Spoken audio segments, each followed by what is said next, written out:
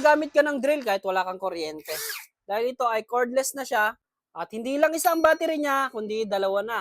At saka 48 volts na siya, 6,000 ampere.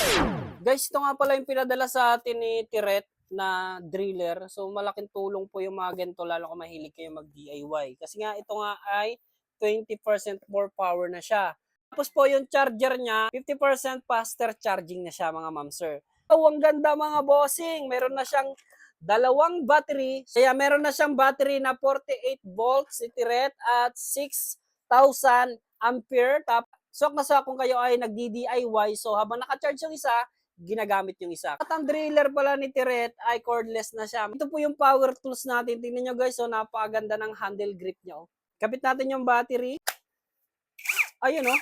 May forward and may reverse na rin siya.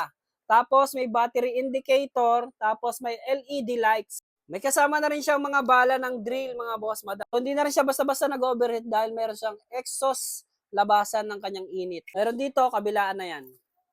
At 20% more power. Kung medyo mahina, number 1 nyo lang. Number 2 nyo, gusto nyo mas malakas. Ang kagandahan nito, kahit madilim, ayan o, madilim, pero may light siya, kaya kitang-kita mo pa rin siya.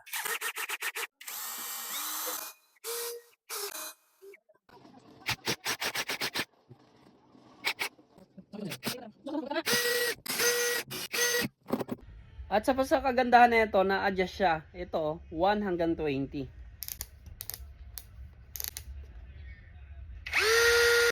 Guys, kung gusto niyo nito guys, i-click niyo lang yung yellow basket.